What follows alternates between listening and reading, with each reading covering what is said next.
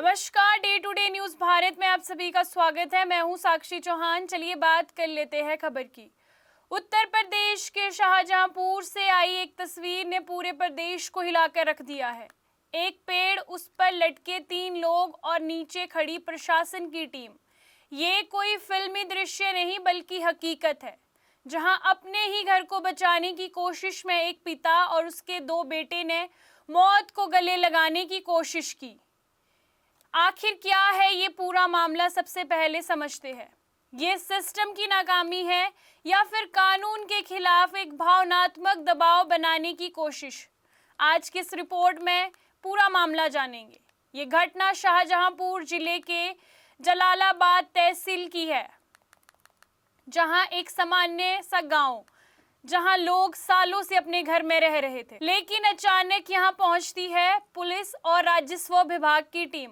उनका मकसद था चक्रोड़ यानी सार्वजनिक रास्ते पर बने एक मकान को गिराना। ये मकान धनपाल नाम के एक व्यक्ति का बताया जा रहा है। जैसे ही टीम मौके पर पहुंचती है, बलडोजर की आवाज आती है, पुलिस की मौजूदगी और अधिकारियों की सख्ती, पूरा माहौल तनावपूर्ण हो जाता है। धनपाल और उसका अपना परिवार दावा करता है कि वे पिछले 40 साल से इस जमीन पर रह रहे हैं। उनका कहना है कि ये मेरा घर है, हमने यहाँ जिंदगी बिताई है और हमारे बच्चे भी यहीं पर बड़े हुए हैं। उनका आरोप है कि ना कोई नोटिस दिया गया और ना कोई चेतावनी दी गई, सीधे मकान तोड़ने पहुंची टीम। इतना ही नहीं, परिवार ने ये भी आरोप लगाया कि उसने 4 लाख रुपए, उसने बताया कि उससे 4 लाख रुपए की रिश्वत मांगी गई थी मकान बचाने के लिए। अगर ये आरोप सही है तो मामला बहुत गंभीर हो सकता है। अब बात करते हैं उस पल की जिसने सबको हिला दिया।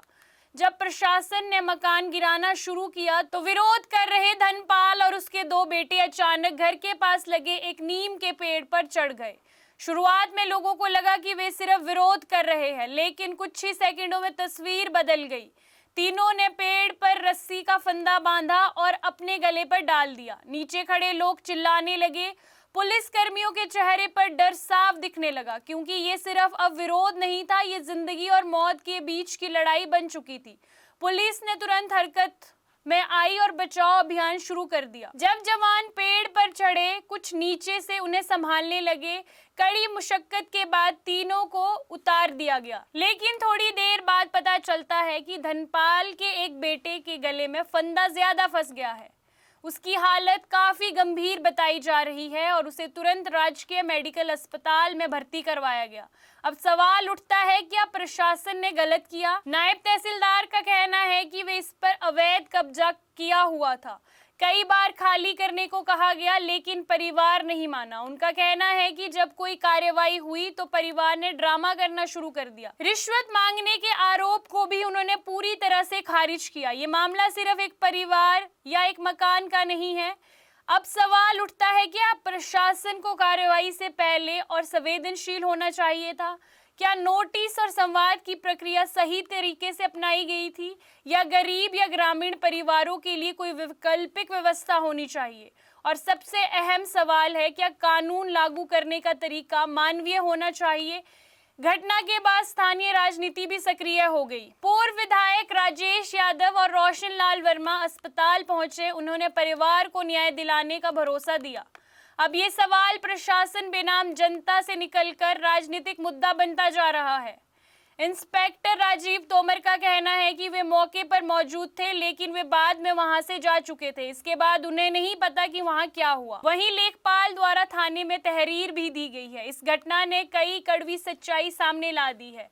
जमीन विवाद कितने खतरनाक हो सकते हैं और प्रशासन और जनता के बीच भरोसे की कमी और भावनात्मक फैसलों का खतरनाक अंजाम। अगर पुलिस समय रहते कार्रवाई नहीं करती तो आज ये खबर शायद और त्रासदी में बदल चुकी होती। एक घर, एक परिवार और एक फंदा, इन 3 चीजों ने पूरे सिस्टम को आईना दिखा दिया। अब जरूरत है सिर्फ जांच की, बल्कि संवेदनशील और संवाद की और इंसानियत। सपनों का घर देख रहे हो तो सही वीडियो पे आए हो। जी हाँ, अगर आप एक प्राइम लोकेशन पे अपने लिए घर देख रहे हो तो जेनेसिस हाइट और स्क्वायर आपके लिए एक लग्जरियस प्रॉपर्टी लेके आया है। इसमें आपको लग्जरियस फ्लैट, पेंटा हाउस, क्लब हाउस की सुविधाएं देखने को मिलेगी और जो जल्द ही बनकर तैयार हो जाएगी। और इसके साथ ही अगर हम बात करें इसके ग्रीन एरिया की, जो होगा। इस ग्रीन एरिया में सबसे बड़ी बात यह है कि आप अपने बच्चों के साथ क्वालिटी टाइम स्पेंड कर सकते हो, साथ ही अपने बच्चों को नेचर के साथ भी कनेक्ट कर सकते हो। आपको बता दें कि Day to Day News Bharat निष्पक्ष तरीके से पत्रकारिता करता है।